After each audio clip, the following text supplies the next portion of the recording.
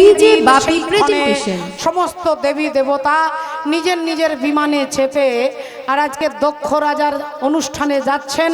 এদিকে মা সতী প্রতিদিনের মতো সকালবেলায় বাগানে গিয়ে সুন্দর সুন্দর ফুল তুলছেন, ফুল তুলে মালা গেঁথে মহাদেবের গলায় পরিয়ে দেবেন।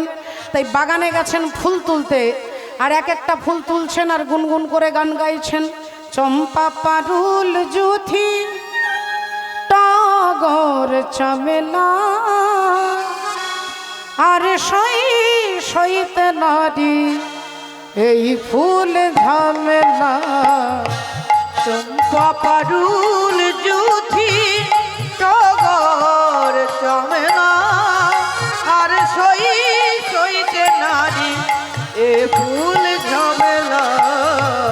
চম্পা পারুল জুথি টগর চমেলা আর সইতে নারী এ ফুল ঝামেলা। সাজায় ফুলের ডালি বসে রয়ে বনমালী, সাজায় ফুলের ডালি বসে রয়ে বনমালী। সাজায় ফুলের ডালি বসে রয়ে বনমালী। যার লাগিয়ে ফুল সেই হানে হেন ফেলা আর সইতে নারী এই ফুল ঝামেলা। চম্পা পারুল জুথি টগর চমেলা আর সইতে নারী এ ফুল ঝামেলা। চম্পা পারুল জুথি টগর চমেলা আর সইতে নারী এ ফুল ঝামেলা। তিনি বাগানে এক মনে ফুল তুলছেন আর ওদিক থেকে দেবী দেবতারা নিজের নিজের বিমানে চেপে যাচ্ছেন দক্ষ রাজার অনুষ্ঠানে। একজন দেবী চিৎকার করে বলে উঠল, কিরে এই সতী, এই আরে তুই এখনো বাগানে ফুল তুলছিস, তুই এখনো যাসনি? মা সতী বললেন, কোথায়? না তোর বাবার বাড়ি। আমার বাবার বাড়ি? কেন? বলেন, তোর বাবার বাড়িতে অনুষ্ঠান হচ্ছে, তুই জানিস না? আরে বাবা, আরে স্বর্গমর্ত পাতাল সবাইকে নেমন্তন্ন করেছে, তুই জানিস না? তাহলে মনে হয় তোর বাবা তোকে নেমন্তন্ন করেনি। মা সতী বললেন, না না না না, আমার বাবা কি আর আমাকে নেমন্তন্ন করবে না? আমার স্বামী জানে, আমার স্বামী আমাকে বলতে ভুলে গেছে। তোমরা যাও, আমি এক্ষুনি যাচ্ছি। তাড়াতাড়ি ফুল এনে বাবা ভোলেনাথের চরণে দিয়ে আর প্রণাম করে বলে উঠল, আচ্ছা স্বামী, একটা কথা বলবো। হ্যাঁ বলো। বলছি, আমার বাবার বাড়িতে নাকি বিরাট যজ্ঞ হচ্ছে, অনুষ্ঠান হচ্ছে, আপনি জানেন? বলে, হ্যাঁ জানি। তা জানেন যদি তাহলে আগে বলেননি কেন? আপনি রাত্রিবেলায় বললে আমি ব্যাগ ট্যাগ সাজিয়ে রাখতাম। এখন আমি ব্যাগ গুছাবো কখন, জামা কাপড় পরবো কখন, গয়না পরবো কখন, আমার তো হাতে সময় নেই, আমাকে যেতে হবে। বাবা ভোলেনাথ বললেন, সতী, তোমার বাবা অনুষ্ঠান করছেন বটে, কিন্তু তোমার বাবার অনুষ্ঠানে আমাদের নেমন্তন্ন নেই। যেই বলেছে নেমন্তন্ন নেই, তাহলে এবার জিজ্ঞাসা করবে কেন নেমন্তন্ন নেই? সবাইকে নেমন্তন্ন করবে, আপনাকে করবে না কেন? আর তখন বাবা ভোলেনাথকে বলতে হবে যে তাহলে ভৃগুমুনির যজ্ঞে গিয়েছিলাম, সবাই তোমার বাবাকে দেখে উঠে দাঁড়িয়ে নমস্কার করেছিলেন, আমি মনে মনে তাকে শ্রদ্ধা জানিয়েছি, কিন্তু আমি ধ্যানের মধ্যে ছিলাম, তাই বাহ্যিকভাবে বহিরাঙ্গের দৃষ্টিতে আমি তোমার বাবাকে নমস্কার করতে ভুলে গেছি। যে কোনো জামাই হলে আগে বলবে যে তোমার বাবা আমাকে গাধা বলেছে, মূর্খ বলেছে, অসভ্য বলেছে, অভদ্র বলেছে, কিন্তু বাবা ভোলেনাথ এগুলো কিছু বলেনি। এই কান দিয়ে শুনে কান দিয়ে বার করে দিয়েছে, এগুলো কিছুই বললেন না বাবা। অথচ যে কোনো জামাই যদি শ্বশুর বাড়িতে অপমানিত হয়ে আসে, একটুখানি অপমানিত হলে সেই জামাই কি করবে? শ্বশুর বাড়ির সমস্ত রাগ এসে কাকে দেখাবে? মা তার স্ত্রীকে এসে দেখাবে যে তোমার বাবা আমাকে এই বলেছে, তোমার ভাই আমাকে অপমান করেছে, তোমার বাপের বাড়ির দুয়ারে সরকার যেতে পারে, কিন্তু দুয়ারে আমি যাব না। কিন্তু বাবা ভোলেনাথ এগুলো কিছুই বললেন না। তিনি বললেন, তোমার বাবা আমাদেরকে নেমন্তন্ন করেননি। মা সতী বললেন, নেমন্তন্ন করেনি এটা তো হতেই পারে না, হয়তো চিঠিটা আসতে দেরি হচ্ছে অফিস থেকে। আচ্ছা আচ্ছা, ধরে নিলাম নেমন্তন্ন করেনি। আচ্ছা, নেমন্তন্ন না করলে আপনি যাবেন না? আমার বাবা মানে কি আপনার বাবা নয়? আমার বাবা মানে আপনার গুরুজন নয়।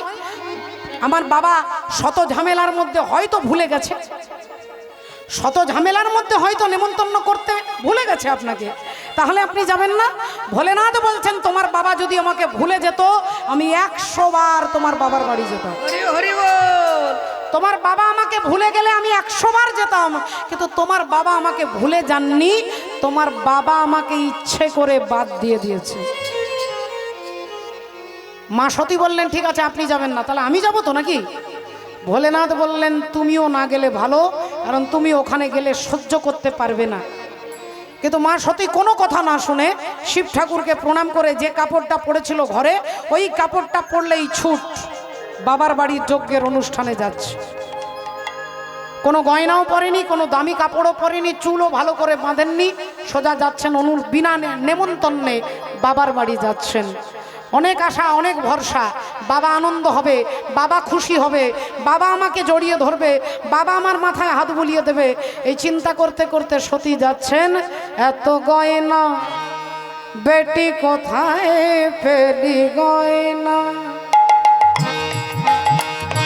কোথায় ফেলি গয়না বেটি, কোথায় ফেলি গয়না বেটি, কোথায় ফেলি গয়না।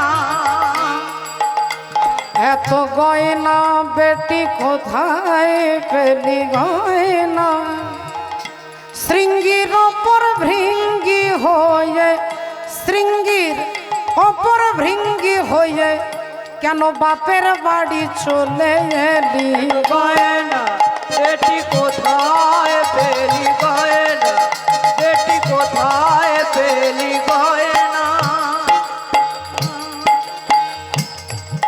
অবস্থা তোর আছে জানা,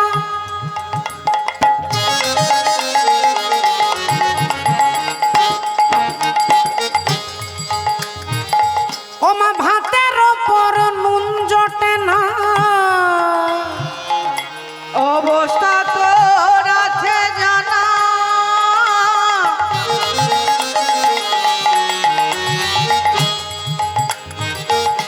ভাতের উপর নুন জুটে না। বলে তবে কেন নবাবিয়া তবে কেন নবাবিয়ানা, ও মা পরবে না রশি চেলি গয়না, বেটি কোথায় ফেলি গয়না বেটি, কোথায় ফেলি গয়না বেটি, কোথায় ফেলি গয়না। স্বামীর বিনা অনুমতিতে আবার ছুটতে ছুটতে বাবার বাড়ি যাচ্ছেন, আর বাবা ভোলেনাথ নন্দী আর ভিঙ্গিকে বলছে যা তোর মায়ের সঙ্গে যা যা। আর মা সতী ছুটতে ছুটতে ছুটতে ছুটতে বাবার বাড়ির দরজায় যেই পা রেখেছে, মা সতীরা হচ্ছে একবারে 6-0 60খানা বোন, দক্ষ রাজার 60খানা মেয়ে। জয় রাধে হরি বল। তা ভক্তিমতী মায়েরা 60খানা মেয়ে একটু গুনে দেখুন, অদিতি দিতি অবিশ্বা কাশ্যা ক্রোধবসা শৈলা তাম্রা পিড়ি দনু মুনি সুরক্ষা কদ্রু কলাবতী কলাকাষ্ঠা কন্দলী কালিকা কলহপ্রিয়া প্লমচা রাসনা সুখী ভীষণা ভূষণা শ্রদ্ধা লক্ষ্মী ধৃতি তুষ্টি মতি স্মৃতি বসু শান্তি অশ্বিনী ভরণী কীর্তিকা রোহিণী মৃগশিরা আদ্রা পুনর্বসু পুষ্যা অশ্লেষা মঘা পূর্ব ফাল্গুনী উত্তর ফাল্গুনী হস্তা চিত্রা সাথী বিশাখা অনুরাধা জ্যেষ্ঠা মূলা পূর্ব ভাদ্রপদ উত্তর ভাদ্রপদ শ্রবণা ধনিষ্ঠা শতভিষা রেবতী পূর্বষাঢ়া উত্তরষাঢ়া আর সতী। হরি হরি বল। মা সতী যাই যাচ্ছে 59টা হরি বল। বোনেরা সব বলা বলি করছে কিরে আরে তুই এত দেরি করে এলি কেন, তোর তো 5 দিন আগে আসা উচিত, তুই তো বাবার আদরের মেয়ে। সবাই টোন কেটে কথা বলছে। একজন বলল কিরে এই দামি কাপড়টা পরে এসেছিস, কত টাকা নিয়েছে রে? যে যেমন পারছে তেমন বলছেন। মা সতী কোনো কথা শুনছেন না, সোজা ভেতরে গিয়ে মাকে জড়িয়ে ধরলেন। মা কান্নাকাটি করলেন। মা জিজ্ঞাসা করলেন, মা সতীকে জিজ্ঞাসা করছেন তার মা প্রসূতি দেবী জিজ্ঞাসা করছেন কিরে মা তা তুই এলি? মা সতী জিজ্ঞাসা করলো মা আগে তুমি বলো বাবা কোথায়? না তোর বাবা তো প্যান্ডেলে চলে গেছে বাবা, এক্ষুনি যজ্ঞ শুরু হয়ে যাবে, তাড়াতাড়ি যা। সতী ছুটতে ছুটতে প্যান্ডেলের ভেতরে আসছে, একটা পা প্যান্ডেলের ভেতরে আর একটা পা বাইরে। আর ঠিক এমতো সময় দক্ষ রাজা ওই সতীকে দেখতে পেয়ে আঙুলটা তুলে বলে উঠলো ওই দেখো চলে এসেছে, চলে এসেছে। বিনা নেমন্তন্নে চলে এসেছে। আমি জানি আসবে। স্বামী তো খেতে দিতে পারে না, স্বামী তো ভিক মাগে, ভিক্ষে করে। তাই এখানে ভালো মন্দ খাওয়ার জন্য বিনা নেমন্তন্নে চলে এসেছে। দেখো এখানে ভালো ভালো দান হচ্ছে, কাপড় গয়না, এটা বিনা নেমন্তন্নে চলে এসেছে দান নেবার জন্য। আর বাবার মুখ থেকে কথা শুনে মায়া সতীর মনে হলে যেন মাথায় বজ্রাঘাত হচ্ছে, চোখ দিয়ে টপ টপ করে জল পড়ছে, আর কানতে কানতে বলছেন, বাবা जितना दिया सरकार ने मुझको उतनी मेरी औकात नहीं। বাবা আমি তোমার বাড়িতে খাওয়ার জন্য আসিনি বাবা, তুমি বিশ্বাস করো বাবা, আজকে যে তুমি এতগুলো কথা বলতে পারবে এটা আমি স্বপ্নেও চিন্তা করিনি। আমি তোমার কাছে খাওয়ার জন্য আসিনি, আর আমি তোমার কাছে দান নেবার জন্য আসিনি। আমি জানতে এসেছি এখানে সবাইকে আপনি নেমন্তন্ন করেছেন, শুধু আমার স্বামীকে কেন বাদ দিয়ে আমার স্বামীকে কেন বাদ দিয়ে দিয়েছেন আমি জানতে এসেছি। দক্ষ রাজা বলে উঠলেন, তোর স্বামীকে এই ভদ্র সমাজে বসবার যোগ্যতা আছে? তোর স্বামী এরকম একটা ভালো জায়গায় বসতে পারে? তোর স্বামী তো মরার চিতার ওপরে বসে থাকে, তোর স্বামী তো ভূত প্রেতের সঙ্গ করে, তোর স্বামী তো গায়ে ছাই ভস্য মাখে, এরকম ভদ্র সমাজে বসবার যোগ্যতা তোর স্বামীর নেই। হরি বল, হরে কৃষ্ণ। মা সতী বললেন, বাবা আপনি আমার স্বামীকেই চেনেন না, আমার স্বামী হচ্ছে শিব, আর আমার স্বামী হচ্ছে শিব মানে মঙ্গল। যেখানে শিব নেই, যে যজ্ঞের মধ্যে শিব নেই, সেটা কখনো অনুষ্ঠানটা মঙ্গল সূচক হতে পারে না। শিব নেই মানে যজ্ঞের মধ্যে মঙ্গল নেই। এখানে কীর্তন হচ্ছে, হরিনাম হচ্ছে, আপনারা সাহায্য করছেন, আপনারা দান দিচ্ছেন, আপনারা দক্ষিণা দিচ্ছেন, এটা একটাও বিফলে যাবে না বাবা। এটা মহতী হরিসভা, এখানে সমস্ত অনুষ্ঠান হচ্ছে, এখানে সংকল্প করা হয়েছে, এখানে অধিবাস কীর্তন হয়েছে, এখানে গোটা গ্রামের জন্য, জীবের জন্য সংকল্পে মঙ্গলের সংকল্প করা হয়েছে। তাই এটা হচ্ছে শিব যুক্ত যজ্ঞ। আর যেখানে শিবকেই ডাকা হয় না, বলেন সেটা কোনো মঙ্গল যজ্ঞ নয়। তাই আমি আপনাকে বোঝাতে এসেছি। দক্ষ রাজা বললেন, বেরিয়ে যা, তোর স্বামীর নিয়ে বড়াই আমার কাছে করতে হবে না। যদি তোর স্বামী এত ভালো, এসেছিস কেন, চলে যা, তোদেরকে তো আমি নেমন্তন্ন করিনি। বাবা আজকে যে সেই সুযোগটাও আমার নেই। আমার স্বামী আমাকে বারবার বলেছিল যে তুমি গেলে সহ্য করতে পারবে না, কিন্তু আমি স্বামীকে উপেক্ষা করে তোমার কাছে এসেছিলাম বাবা। আমি ভেবেছিলাম তুমি আমাকে জড়িয়ে ধরে মাথায় হাত বুলিয়ে আশীর্বাদ করবে, কিন্তু বাবা আজকে যেমন আমি স্বামীর কাছে ফিরে যেতে পারবো না, আমি তেমন তোমারও কাছে থাকতে পারবো না। কারণ তুমি হলে অভিমানী, তুমি হলে অহংকারী, আর তোমার অহংকারের রক্ত যেমন তোমার শিরায় বইছে, তেমনি তোমারও রক্ত আমারও ধমনীতে ধমনীতে বইছে। তাই আজকে আমি কি করব? শিব নিন্দা শুনে সতী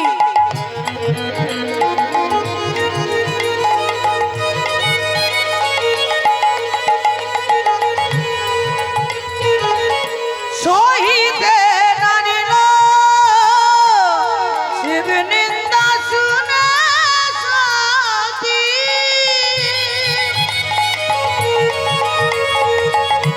সহিতে নানিল, ওগো যজ্ঞ কুণ্ডে গিয়ে মাতা আগুনে ঝাঁপ দিল।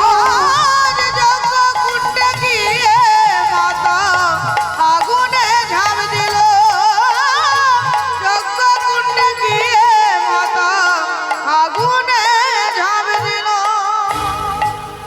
স্বামীর নিন্দা নিন্দা সহ্য করতে না পেরে মা সতী আগুনে ঝাঁপ দিয়েছে। যজ্ঞ যে হচ্ছিল, আগুনে যেই ঝাঁপ দিয়েছেন অমনি সমস্ত দেবী দেবতা হায় হায় করে উঠলেন, হায় হায় হায়। কেউ গালে হাত দিয়েছে, কেউ বুকে হাত দিয়েছে, কেউ মাথায় হাত দিয়েছে। আর নন্দী ভিঙ্গি ছুটে গিয়ে মায়ের পা দুটো জড়িয়ে ধরলেন। মা, এ তুমি কি করলে? মা, এ তুমি কি করলে?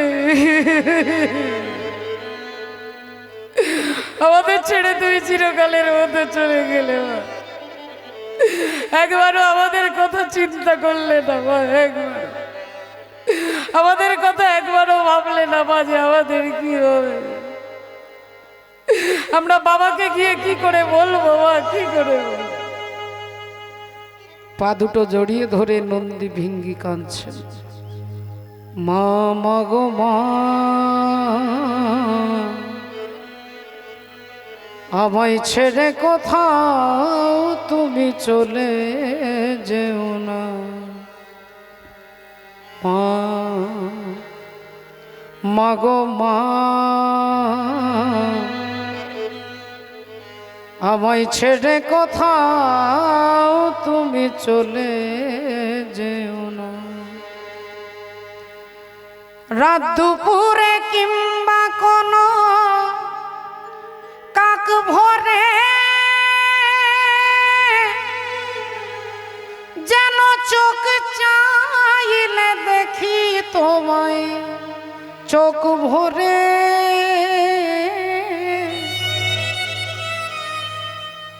কোন দুঃখ পেলে মন ভাঙলে পাই যেন মা তোমার সান্ত্বনা। মা, মাগো মা, তুমি বলো মা, আমরা বাবাকে গিয়ে কি করে বলবো? কি করে বলবো? আমরা কি করে বাবার কাছে দাঁড়াবো? কি করে?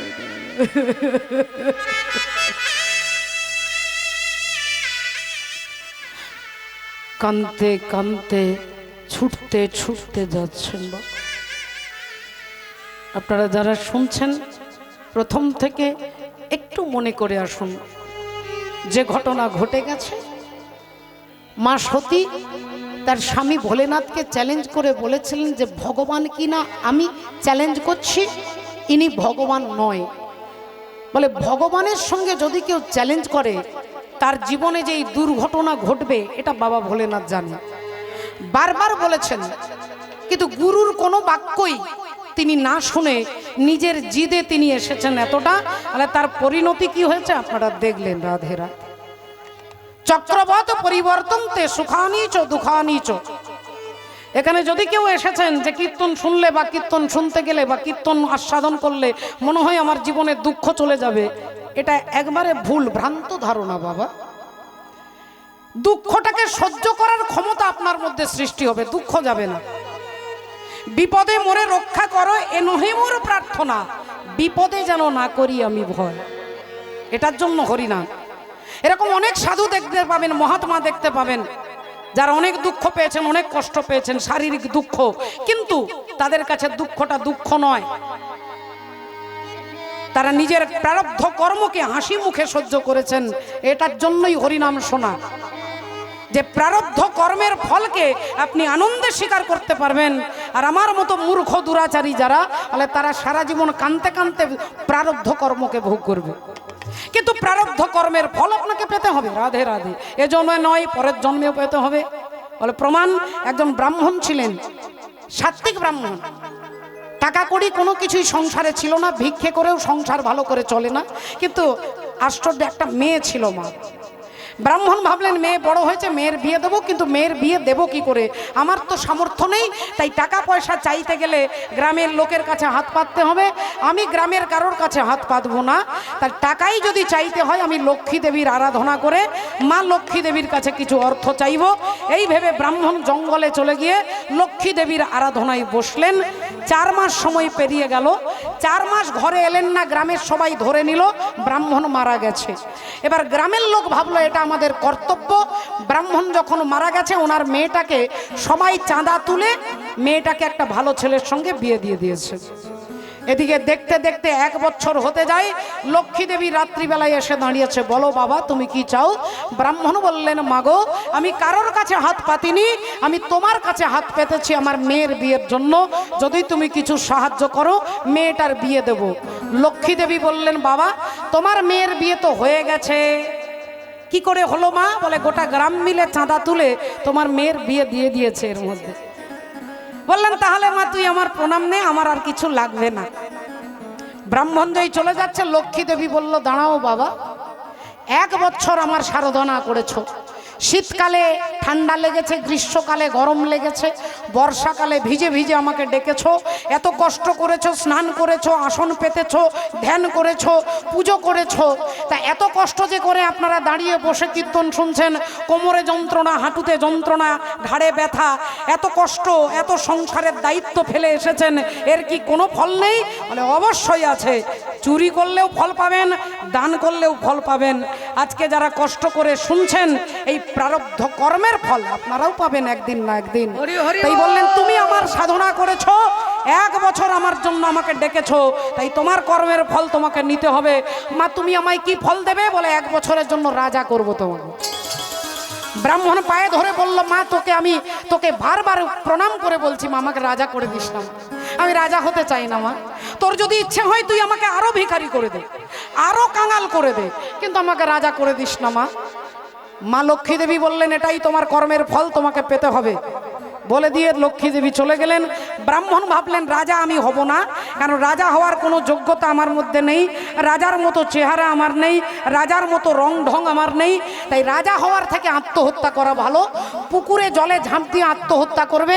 যেই আত্মহত্যা করতে যাবে তার মনে হয়ে গেল তিনি তো পণ্ডিত, ভাবলেন আত্মহত্যা করা মহাপাপ, তাহলে কি করব? আত্মহত্যা করব না, তাহলে কেউ যাতে আমাকে মেরে দেয় তার ব্যবস্থা করব। কি করা যেতে পারে? সেই দেশের রাজার কাছে গিয়ে, রাজার কাছে দাঁড়িয়েছেন, রাজা বসে আছেন সিংহাসনে, সোনার ছাতার তলায় রাজা বসে আছেন, ব্রাহ্মণ এসে দাঁড়িয়েছেন। রাজা বললেন, বলুন আজ আমার মেজাজ খুব ভালো আছে, আজ আপনি যা চাইবেন তাই দেব। রাজা যেই এ কথা বলেছে, ব্রাহ্মণ পায়ের জুতোটা খুলে রাজার দিকে ছুঁড়ে দিয়ে, আর যেই জুতোটা খুলে ছুঁড়ে দিয়েছে ভাবছে রাজা আমাকে শুলে চড়াবে, নইলে গর্দান আলাদা করবে, দেহ থেকে মুন্ড আলাদা করবে, নইলে ফাঁসি দেবে। তাই জুতোটা ছুঁড়ে দিয়েছে যেই রাজার দিকে, রাজা মাথাটা নিচু করে দিয়েছে। জুতোটা লেগেছে সোনার ছাতার এই ডানটির মধ্যে, আর এই ডানটির মধ্যে একটা কালো সাপ জড়িয়েছিল। আজকে রাজাকে ছোবল মারতেন, আজকে রাজার সর্পযোগ ছিল। যেই জুতোটা লেগেছে সাপটা পড়ে মারা গেছে।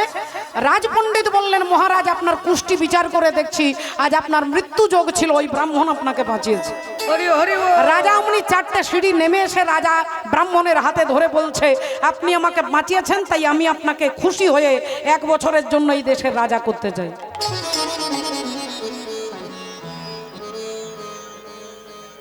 আমি রাজা হব না বলে রাজাকে জুতো মেরেছি, রাজা আমাকে হাতে ধরে সিংহাসনে জোর করে বসিয়ে দিয়েছে।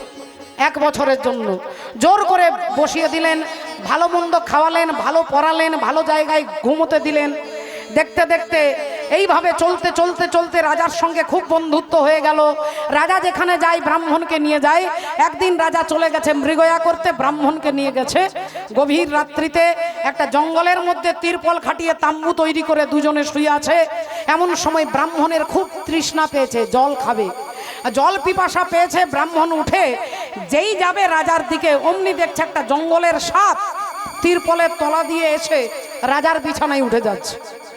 সাপটাকে দেখে রাজাকে বাঁচানোর জন্য তলোয়ারটা খুলে যেই সাপটাকে মারতে যাবে, সাপ তো বেরিয়ে চলে গেছে, তলোয়ারটা লেগেছে পাথরে। রাজার ঘুম ভেঙে গিয়ে দেখছে ব্রাহ্মণ তলোয়ার নিয়ে দাঁড়িয়ে আছে। বললেন, আচ্ছা তাহলে ভালো মন্দ খেয়ে ভালো জায়গায় ঘুমিয়ে তোমার এমন লোভ বেড়েছে যে তুমি আমাকে খুন করে সারা জীবনের জন্য রাজা হতে চাও। ব্রাহ্মণ বললেন, আপনি বিশ্বাস করুন একটা সাপ ছিল। বলে, দেখা কোথায় সাপ? ব্রাহ্মণ তো দেখাতে পারবে না। রাজা বললেন, একদিন তুই আমাকে বাঁচিয়েছিস বলে তোকে আমি ছেড়ে দিলাম, গলা ধাক্কা দিয়ে রাতের অন্ধকারে তাম্বু থেকে বাইরে বার করে দিলাম। ব্রাহ্মণ আকাশের দিকে তাকিয়ে বলছেন, এটাই হচ্ছে প্রারব্ধ কর্ম। যেদিন আমি সত্যি রাজাকে মারতে এসেছিলাম, সেদিন রাজা আমাকে জোর করে সিংহাসনে বসালেন, আর আজকে সত্যি রাজাকে বাঁচাতে গেলাম, রাজা আমাকে গলায় ধাক্কা দিয়ে বার করে দিল। হরি হরি বল। আমি সখাত সলিলে ডুবে মরি শ্যামা, দোষ করো নয় গো মা। আমার ধর্ম হলো কোদণ্ড স্বরূপ, পুণ্য ক্ষেত্র মাঝে আমি বাঁধিলাম কূপ। সে কূপে বেড়িল কাল রূপ জল, কালো মনোরমা মা, দোষ করো নয় গো মা। তাই মাননীয় ভক্তমণ্ডলী, ভক্তিমতী মায়েরা, এই প্রারব্ধ কর্মের ফল ভোগ যেন আনন্দ বদনে করতে পারি, এটার জন্যই হরি নামের আশ্রয় গ্রহণ করা। তাই বাবা ভোলেনাথ জানে যে মা সতী আগুনে ঝাঁপ দিয়ে আত্মহত্যা করেছে। তিনি বসে আছেন আজকে কৈলাস পর্বতের ওপরে, আনন্দ চিত্তে বসে হরিনাম করছেন। আজ কৈলাস পর্বতে অতি আনন্দেতে, কৈলাস পর্বতে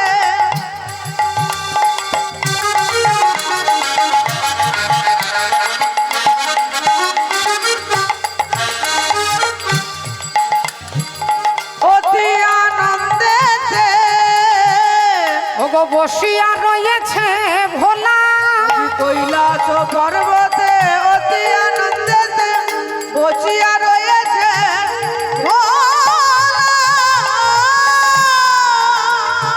ভোলার মুখে রাম নাম জপে অবিরাম, ওগো করে জপে জপ মালা। ভোলার মুখে রাম নাম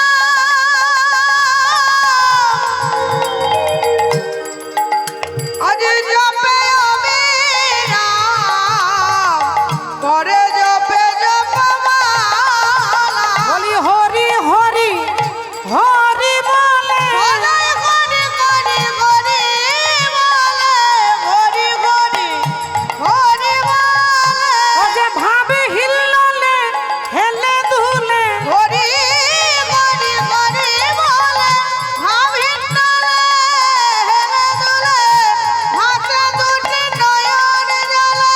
শ্রী গুরু নিতাই গৌর প্রেমানন্দে হরি হরি বল, হরি বল। হাতে দুটি নয়ন জলে, ভাবিন্দারে হেলে দুলে, হাতে দুটি নয়ন জলে, ভাবিন্দারে হেলে দুলে, হরি হরি হরি বলে, মুখে রাম নাম জপে অবিরাম, করে জপে জপ মালা।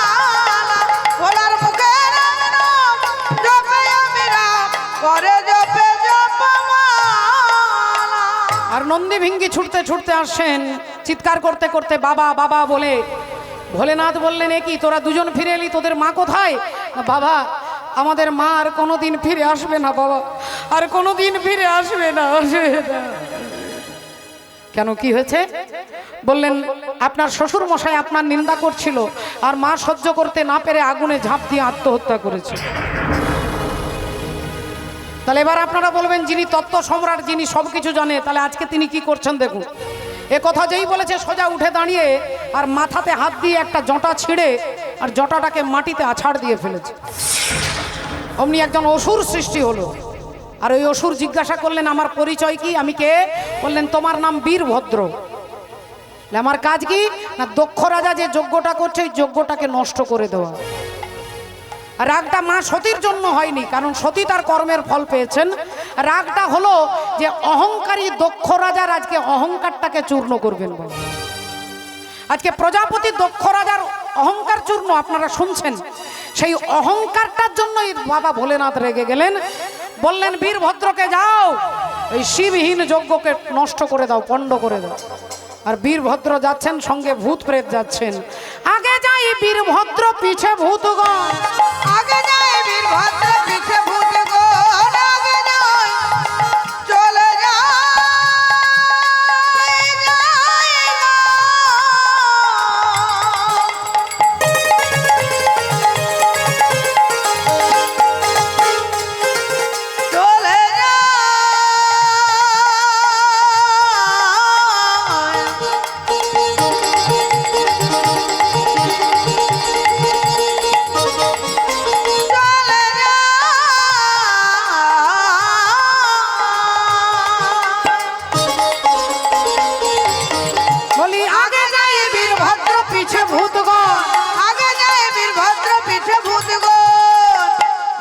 রক্ষালয়ে সবে এসে দিল দর্শন। আজ রক্ষালয়ে সবে এসে দিল দর্শন, রক্ষালয়ে সবে এসে দিল দর্শন।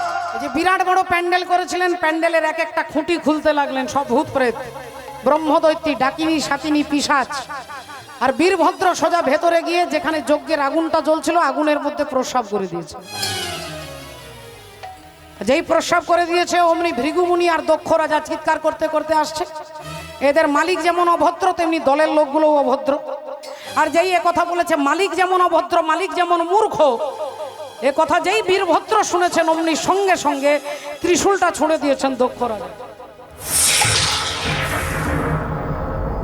আর যেই ত্রিশূলটা ছুঁড়ে দিয়েছে অমনি দক্ষ রাজার মুন্ড কাটা হয়ে গেছে। কাটা মুন্ডটা কোথায় পড়লো কেউ দেখতে পেল না, ধড়টা মাটিতে পড়লো ধড়াম করে। দক্ষ রাজার ধড়টা মাটিতে পড়ে ছটপট করছে। আর দক্ষ রাজার স্ত্রী মা প্রসূতি দেবী কাঁদতে কাঁদতে ছুটতে ছুটতে যাচ্ছে। তিনি জানে যে আজকে কেউ রক্ষা করতে পারবে না আমার স্বামীকে, একমাত্র যার চরণে অপরাধ করেছে সেই বৈষ্ণব যদি কৃপা না করে। চৈতন্য চরিতামৃতে বললেন, বৈষ্ণবেতে হয় যদি ক্ষুদ্র অপরাধ, মহা মহা ভজনেতে পড়ে যায় বাদ। ভাগবত বলছেন, বৈষ্ণবানাং যথা শম্ভু, শিব ঠাকুরের থেকে বড় বৈষ্ণব আর কেউ নেই।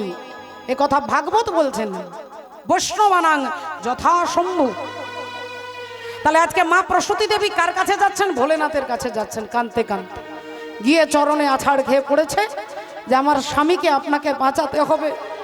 আমার স্বামী, আমি জানি আমার স্বামী অন্যায় করেছে, অপরাধ করেছে, আমি জানি আমার স্বামী অহংকারী, আমি জানি অভিমানী, কিন্তু আমি যে আপনার শাশুড়ি মা, আমাকে আপনি বিধবা করতে পারেন না। আমার স্বামীকে আপনি ফিরিয়ে দেন, ফিরিয়ে দেন। আপনি তো ভোলেনাথ, আপনি তো আশুতোষ, আপনার মাথায় জল ঢেলে দিলে যদি আপনি খুশি হন, আজকে আমি সাগরের জল, নদীর জল, কলের জল নয়, আমার এই নয়ন জলে আমি আপনার চরণ ধুইয়ে দিচ্ছি। আর ভোলেনাথ তো সত্যি আশুতোষ। আশু মানে তাড়াতাড়ি, তোষ মানে সন্তুষ্ট। একজন চোর চুরি করতে বেরিয়েছে বাবা, সারা রাত গ্রামে গ্রামে ঘুরেছে, কোনো ঘরে ঢুকতে পারেননি। সকালবেলায় খালি হাতে ফিরে আসছে, ভাবছে খালি হাতে ঘরে যাব, ছেলে মেয়েগুলো আছে, কিছু তো নিয়ে যেতে পারতাম, আজ কারোর বাড়িতে ঢুকতে পারলাম না। এই দেখতে পেলেন ডান দিকে একটা শিব মন্দির, ভাবলেন মন্দিরে যদি কিছু থাকে, ফল টল থাকে যদি দেখি। ভেতরে গিয়ে দেখছে যে ঘন্টা আছে, একটা থালা আছে, একটা বাটি আছে, ভাবলেন এগুলোই নিয়ে যাই, যদি বাজারে 200-300 টাকা হয় আর কি। হঠাৎ দেখতে পেলেন শিব ঠাকুরের মাথার ওপর একটা বড় ঘন্টা ঝুলছে, ভাবলেন এই ঘন্টাটা বিক্রি করলে কমপক্ষে 2000 টাকা পাওয়া যাবে, তাহলে এই ঘন্টাটাই খুলে নেব। কিন্তু কোনো টেবিল নেই, চেয়ার নেই, এত উঁচুতে তো আমার হাতটা যাবে না, কি করে ঘন্টাটা খুলবো? এই চিন্তা করতে করতে ওই চোর কি করেছে, শিবলিঙ্গের ওপরে চেপে আর ঘন্টাতে হাত দিয়েছে। আর অমনি বাবা ভোলেনাথ প্রকট হয়ে গিয়ে বলছে, আজ পর্যন্ত সবাই আমাকে ফুল দেয়, ধুতরা দেয়, সন্দেশ দেয়, তুই এমন ভক্ত যে তুই নিজেকে পর্যন্ত আমাকে দিয়ে দিয়েছিস। হরি হরি বল। তুই আজকে যা চাইবি তোকে তাই দেবো। চিন্তা করে দেখুন বাবা, তিনি হচ্ছেন আশুতোষ। একজন অসুর ছিলেন, বৃকাসুর। শিব ঠাকুরের তপস্যা করে বর পেয়েছে কি? বৃকাসুর বললেন, আপনি আমাকে বর দেন, আমি যার মাথায় হাত দেব সেই যেন পুড়ে ছাই হয়ে যায়। ভোলেনাথ কোনো বিচার করলেন না, কোনো নেগেটিভ পজিটিভ দেখলেন না, সঙ্গে সঙ্গে বলে দিলেন তথাস্তু। আর যেই বলেছে তথাস্তু, অমনি বৃকাসুর বলল, দাঁড়াও ঠাকুর, তোমার বাজারে একটা বদনাম আছে, তোমার নাকি কোনো ঠিক থাকে না, যেই ইচ্ছা সেই বলো, তা আমি যার মাথায় হাত দেবো সেই পুড়ে ছাই হয়ে যাবে? বলে হ্যাঁ, তাহলে ঠাকুর তোমার মাথায় হাত দিয়ে টেস্ট করে দেখব। আর অমনি ভোলেনাথ ছুটে পালাচ্ছে, সর্বনাশ, এ কি করে এরকম হবে আমি তো বুঝতে পারিনি। এইবার চিৎকার করছে, ব্রহ্মাকে ডাকছে, আমাকে বাঁচাও। ব্রহ্মাজি আড়াল থেকে বলছে, আপনি মাওবাদীর পাল্লায় পড়ে গেছেন, আপনাকে আর বাঁচাতে পারবো না। না তাহলে কে বাঁচাবেন? একমাত্র হরি ছাড়া আর কেউ বাঁচাতে পারবে না। এবার ভগবান হরিকে ডাকছেন, আর পরমাত্মা ভগবান হরি, জয় জগন্নাথ জগন্নাথ জগন্নাথ, জয় জগন্নাথ, জয় জগন্নাথ, জগন্নাথ, জগন্নাথ, জয় জগন্নাথ।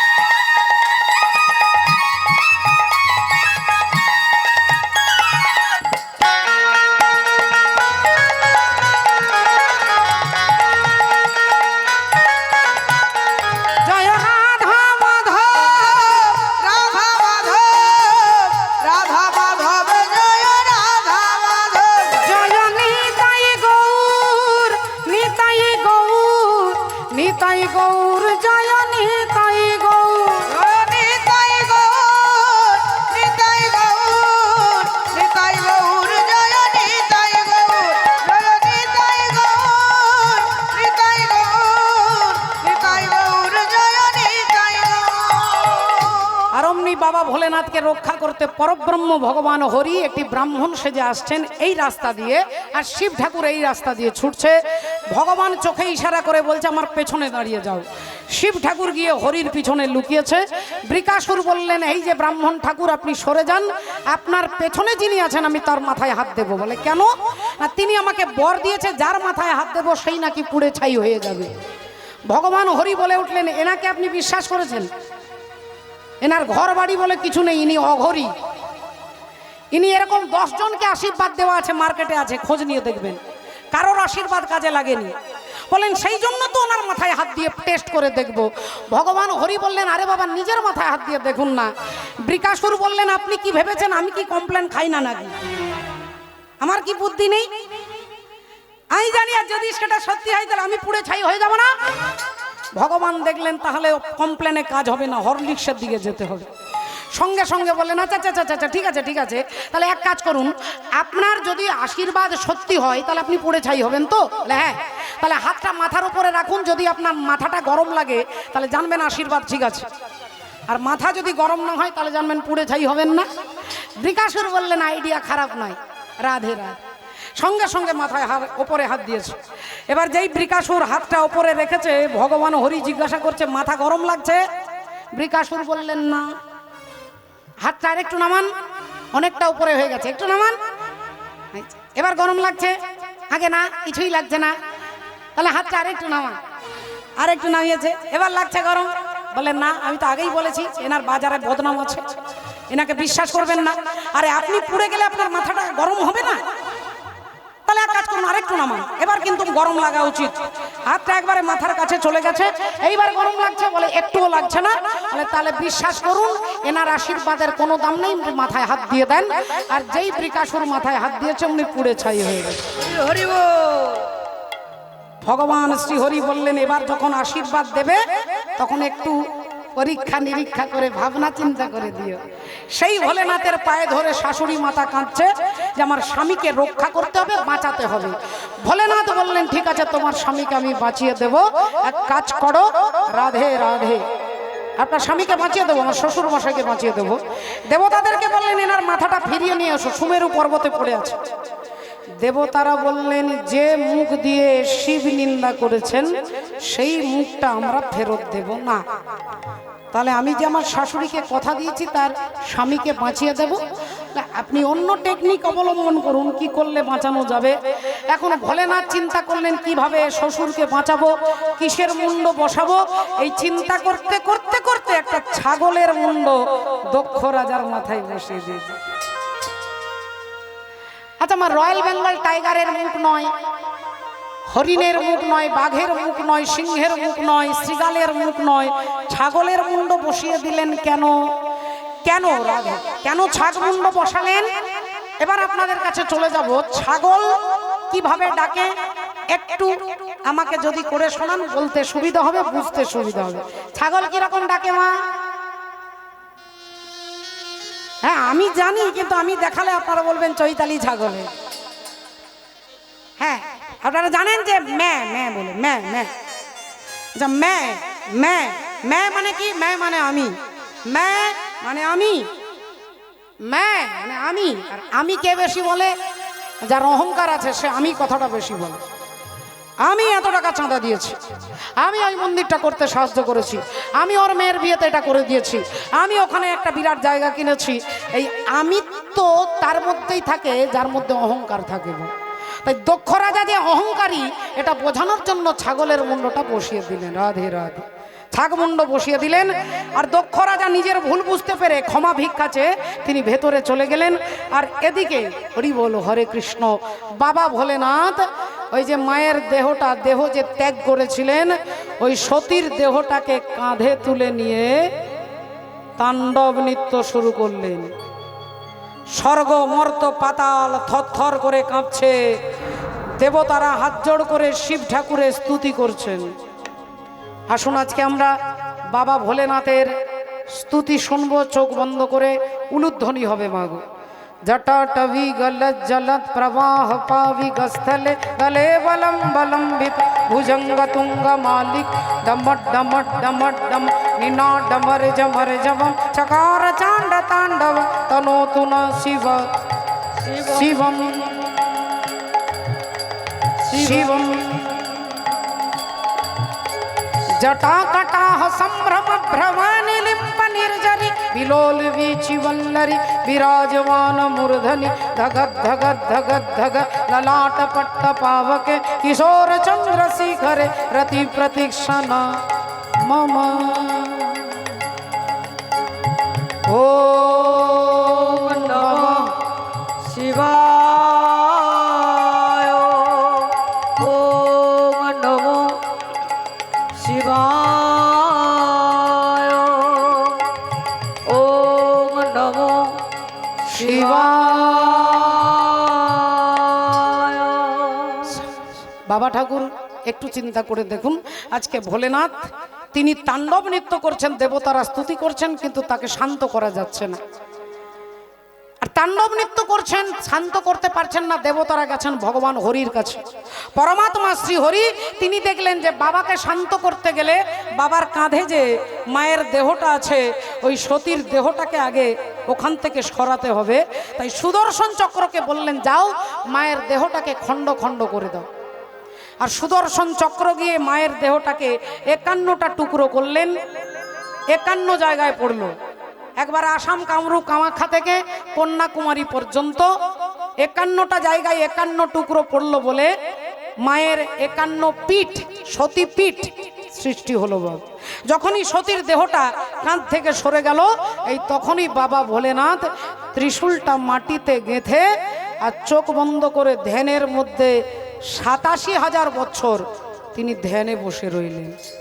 রাধে রাধে। তাহলে এবার চিন্তা করে দেখুন তো বাবা ঠাকুর কত সুন্দর কথা শাস্ত্র ইঙ্গিত দিচ্ছে। আমরা যদি কাউকে ভালোবাসি, ভালোবাসা আর ভালো লাগা দুটোর মধ্যে পার্থক্য। ভালোবাসা আলাদা, ভালো লাগা আলাদা। আমাদের ভালো লাগে আর ভালোবাসা বলে পরমাত্মার সঙ্গে হয়। এই বাসাটা ভালো না হলে তার সঙ্গে ভালোবাসা হবে না। বাবা আমরা যাকে কখনো চোখেই দেখলাম না তাকে ভালোবাসবো কি করে? বলে অনুভব। ভগবান অনুভবের বিষয়। অনুভব যখনই ভক্তের হৃদয়ে হবে, ভালোবাসা সেখান থেকে আসবে। এই জগৎ সংসারের ভালোবাসা বলে এটা নিছক অভিনয়। এই অভিনয়টা একদিন যেদিন বুঝতে পারবো, সেদিন ওখান থেকে পিছিয়ে আসার আর কোনো রাস্তা থাকবে না। আপনারা গানটা শুনেছেন, আমি দুটো লাইন গাইব। হরি বল। প্রয়াত শিল্পী মান্না দে মহাশয়ের কণ্ঠে। মনে করে দেখুন, একটা আধুনিক গানের মধ্যে জীবনের কত বাস্তব সত্য বলছে। তুমি নিজের মুখেই বললে যেদিন সবই তোমার অভিনয়, সত্যি কোনো কিছু নয়। আমি দুঃখ পেলেও খুশি হলাম জেনে, আমি দুঃখ পেলেও খুশি হলাম জেনে। আমি মানুষ চিনে করেছিলাম ভুল, আমি মানুষ চিনে করেছিলাম ভুল। তুমি ছিলে শেষে রং করা পুতুল, আমার ভুল ভাঙাতে ধুলো হয়ে পড়লে যে তাই ভেঙে। আমি দুঃখ পেলেও খুশি হলাম জেনে। কিন্তু বাবা ভোলেনাথের ভালোবাসায় জড়জগতের নয়, 87,000 বছর সাধনায় বসে রইলেন।